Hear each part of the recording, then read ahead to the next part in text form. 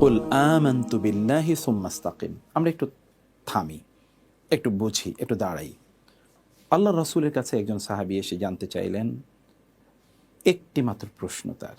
আমাদের কিন্তু হাজার প্রশ্ন থাকে, তার প্রশ্ন একটি। আমাদের হাজার এজেন্ডা থাকে, তার এজেন্ডা একটি। ইয়া রাসূলুল্লাহ, আমি একটি প্রশ্ন করব, কেবল আপনাকে প্রশ্ন করব, আর কাউকে প্রশ্ন করব না।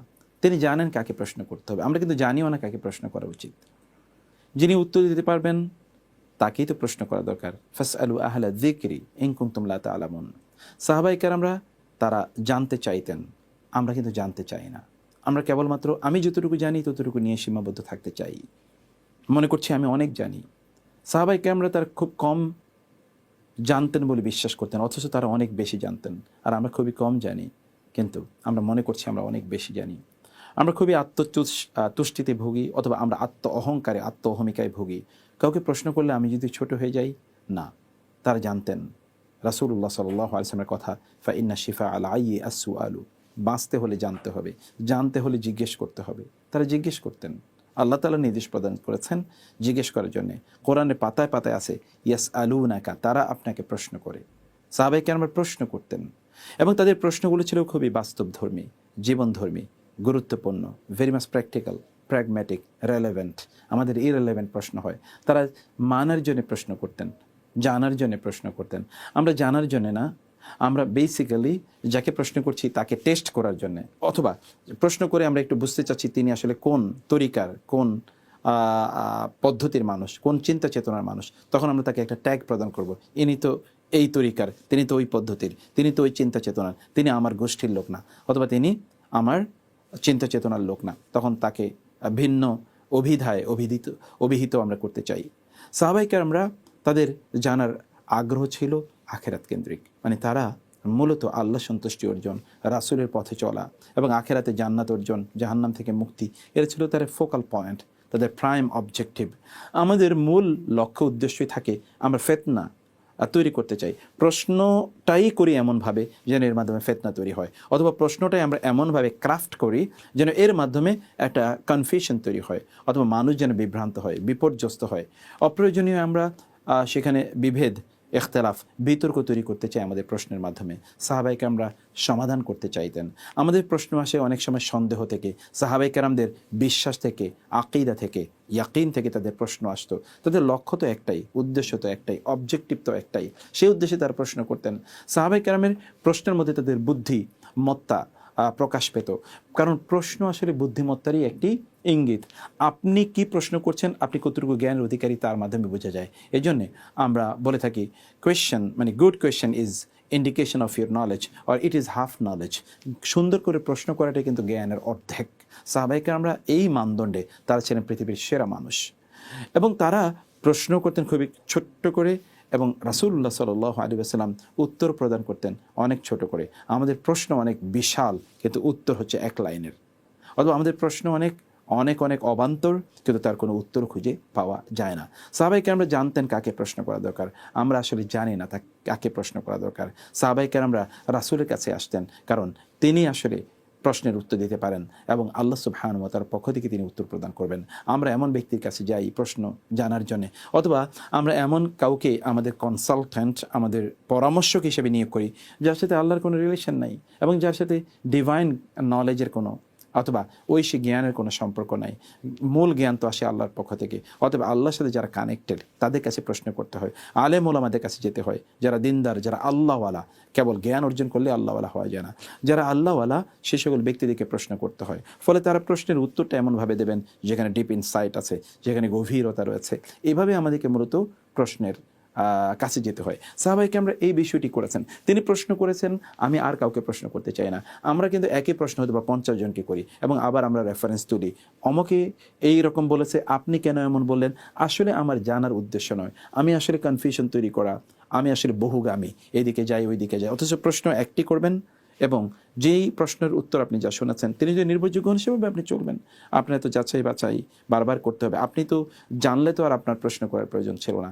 তারা না জেনে প্রশ্ন করতেন, তারা জানতেন না, আর আমরা জেনেও প্রশ্ন করছি, এবং সেগুলো অপ্রয়োজনীয় প্রশ্ন অধিকাংশ ক্ষেত্রে।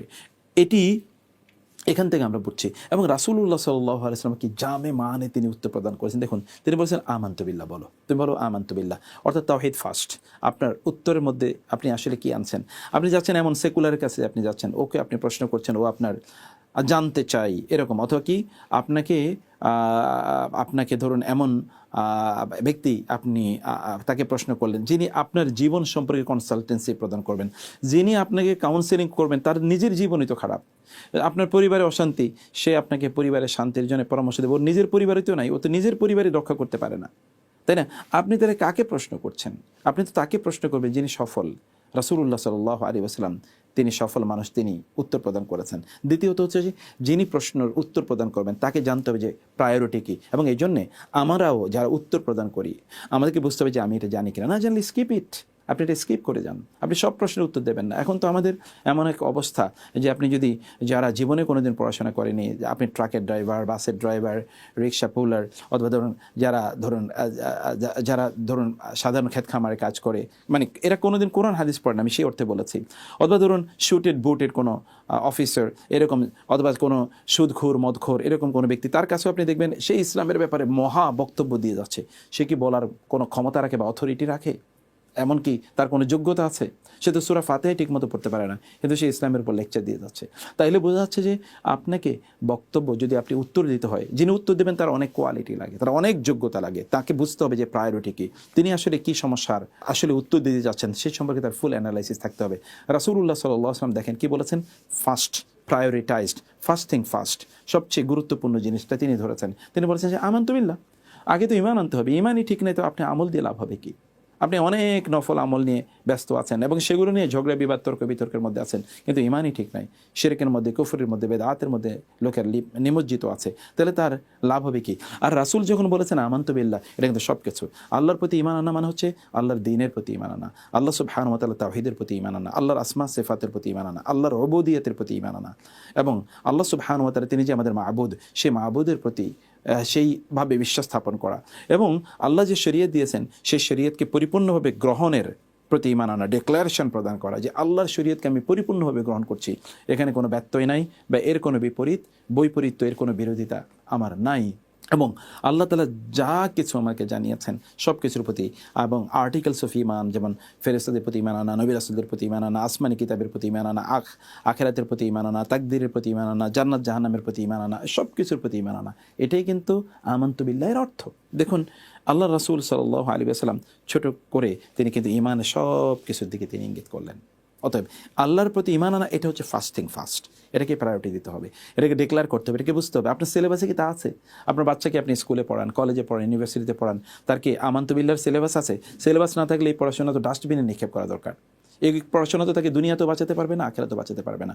দুনিয়া সে দুর্নীতিবাজ অথবা ধরুন অপরাধী হবে, ডাকাত হবে, চোর হবে, অথবা ধরুন সে অন্যায় করবে। আখিরাতের জ্ঞান, আল্লাহর তাওহীদ, আল্লাহর ব্যাপারে বিশ্বাস কেবলমাত্র তাকে ভালো মানুষ বানাতে পারে, অন্যথায় না। আপনি দেখুন না চারিদিকে তাকিয়ে দেখুন, এই পৃথিবীর সবচেয়ে ভালো মানুষ কারা? যারা আল্লাহকে ভয় করে, যারা আল্লাহকে ভালোবাসে। তাদের দিয়ে মানুষের কোনোদিন ক্ষতি হবে না, শুধু হলে কল্যাণ হবে, অন্যথায় কোনো ক্ষতি হবে না। আপনি গিয়েই দেখুন, তাদের প্রতি আপনি আস্থা রাখতে পারেন, বিশ্বাস রাখতে পারেন। ফলে আমানতু বিল্লাহ ইজ ভেরি ভেরি ইম্পর্টেন্ট। এই জায়গাটিতে আপনাকে গুরুত্ব দিতে হবে। এগুলো ফার্স্ট থিং, এটা হচ্ছে মূল আপনার সিলেবাসের প্রথম অধ্যায়, আপনার কথা বলার প্রথম ইস্যু। আপনার বাচ্চারা কথা যখন তারা বলতে শেখে তখন তাদের কি কালিমাতুত তাওহীদ, এটা তাদের প্রথম উচ্চারণে আসতে হবে। ও যখন কথা বলতে শেখে তখন তাকে শেখাতে হবে লা ইলাহা ইল্লাল্লাহ, এটা তাকে শেখাতে হবে, এটা তার মূল কথা। রাসূলুল্লাহ সাল্লাল্লাহু আলাইহি ওয়াসাল্লাম এই ব্যক্তিকে সে কথাই বললেন, এবং এটাই কিন্তু শেষ না। এরপরে কি সুম্মাস্তাকিম, অতঃপর এটা বললেই কেবলমাত্র শেষ হয়ে যাবে না, এর উপর কি ইস্তেকামত থাকতে হবে। ইস্তেকামত মানে কি? এর উপর আমল করতে হবে। আপনি এখন ধরেন বললেন আমানতু বিল্লাহ, কিন্তু আপনি আল্লাহর আইন অনুসারে চললেন না, আপনি মানব রচিত আইনকে আপনি প্রাধান্য দিলেন, সেটাকে আপনি মনে করলেন যে এটাই আল্লাহর আইনের চেয়ে এটা অনেক বেশি গুরুত্বপূর্ণ। রাসূলের সুন্নাহকে বাদ দিয়ে আপনি অমকের আদর্শ তমকের আদর্শ বাস্তবায়নের জন্য জীবনকে আপনি বলি দিয়ে দিচ্ছেন। কি করছেন আপনি? আপনি কি আমানতু বিল্লাহর ইস্তেকামতের সেই কাজ আপনি করছেন মোটেই না। আপনি বরং শয়তানের তাগুতের পথে আপনার নিজকে আপনি পরিচালনা করছেন। সেটাকে প্রতিষ্ঠা করার জন্য আপনার যত শক্তি আপনি নিয়োগ করছেন, যত অর্থ আপনি নিয়োগ করছেন, শয়তানের কালচারকে প্রতিষ্ঠা করার জন্য আপনার যত বিনিয়োগ আছে, যত মেধা বুদ্ধি সব আপনি করছেন। আপনি কি আমান্তু বিল্লাহর মধ্যে আছেন নাকি, বা ইস্তাকিমের মধ্যে আছেন? না, আমান্তু বিল্লাহ এটা কেবলমাত্র আপনার মুখের কথা, মানে ইয়াকুলুনা বিআফওয়াহিম মা লাইসা ফি কুলুবিহিম, তাদের অন্তরের মধ্যে নাই এমন কথা তাদের মুখ দিয়ে বের হয়। অধিকাংশ লোকের চরিত্র এরকম, অধিকাংশ লোকেরই তাদের লাইফস্টাইল ভিন্ন, তার দাবি করে তারা মুসলিম, কিন্তু তার মধ্যে একেবারেই ইসলামের কোনো ক্যারেক্টারে নেই, কোনো চরিত্রই নেই। সেগুলো সে না কোনো বাস্তবায়ন করে, না সেভাবে তার নিজকে সে পরিচালনা করে। ফলে এখানে আমান্তু বিল্লাহ এর মানে, এর দাবি হচ্ছে ইস্তাকিম, ইহদিনাস সিরাতাল মুস্তাকিম। ইস্তাকিম মানে কি? ইস্তাকিম মানে হচ্ছে সোজা পথে চলা, এইদিকেও না। আল্লাহ শরিয়া এটা দিয়েছেন, এই পথে চলতে হবে। সুন্নাহ এটা, আপনি চুল কীভাবে রাখবেন, সুন্নাহ বলেছে এরকম। আপনি এখন চুল রাখবেন হচ্ছে ওই যে মোরগের পাছার মতো করে, বা তার ডানার মতো করে, পাখনার মতো করে আপনি রাখবেন। এটা কি কোনো মুসলমানের ক্যারেক্টার হলো নাকি? তাইলে তো আপনি আল্লাহর যে ইস্তেকামাতের কথা বলা হয়েছে সেটা তো আপনি করেন না। আর আপনি প্রতিদিন বলেন ইহদিনাস সিরাতাল মুস্তাকিম, এটাই হচ্ছে ইস্তাকিম। এই সিরাতে মুস্তাকিমের উপর থাকা, সিরাতে মুস্তাকিম মানে হচ্ছে আল্লাহ শরীয়তের উপর থাকা, আল্লাহ রাসূলের সুন্নাহর উপর থাকা, এর বাইরে কোনো কাজ না। তাওহীদ এর আগে, এর মানে যখন আপনি বলবেন আমান্তু বিল্লাহ, তখন আপনি যাই করবেন না কেন, ইবাদতের যত কাজ করবেন আল্লাহ সন্তুষ্টির জন্য, দুনিয়ার যত কাজ করবেন সবগুলো কাজ আপনি পারফেকশনের সাথে, কারো কোনো ক্ষতি হবে না, নিজের ক্ষতি হবে না, এইভাবে আপনি সম্পাদন করবেন। আর আল্লাহ সুবহানাহু ওয়া তাআলার রাসূলের সুন্নাহ অনুসারে আপনি কাজটি সম্পাদন করেন। অমকের না তমক আপনার আদর্শ, তমকের জন্য আপনি জীবনকে শেষ করে দেবেন, তমকের ফিলোসফি দর্শন প্রতিষ্ঠা করার জন্য আপনি জীবন একেবারেই সেখানে স্যাক্রিফাইস করে দিলেন। অমকের আদর্শ পড়তে পড়তে বা তার আদর্শ প্রতিষ্ঠা করার জন্য আপনার সকল সময়, চিন্তা, চেতনা, এগুলো নিয়ে আপনার সকল সরা পরামর্শ, আয়োজন, সকল ধরনের আলোচনা সব আপনি করলেন। আপনি তো আমান্তু বিল্লাহর মধ্যেও নাই, ইস্তাকিমের মধ্যেও নাই, দুটোর মধ্যে একটার মধ্যে আপনি নাই। সেই জন্য সুম্মাস্তাকিম, এটা আপনাকে ভালো করে বুঝতে হবে যে আপনি যা ডিক্লেয়ার করেছেন সে অনুসারে আপনি চলছেন। এক চুলও আপনি ছাড় দিচ্ছেন না, আল্লাহকে ছাড় দিচ্ছেন, আল্লাহ রাসূলের ব্যাপারে ছাড় দিচ্ছেন না, ছাড় দিচ্ছেন আপনি দুনিয়ার ব্যাপারে। সেটাই আপনাকে করতে হবে, এইভাবেই কিন্তু আপনাকে চলতে হবে। রাসূলুল্লাহ সাল্লাল্লাহু আলাইহি ওয়াসাল্লাম সংক্ষিপ্তভাবে কেবল এই কথাটি আমাদেরকে বলেছেন।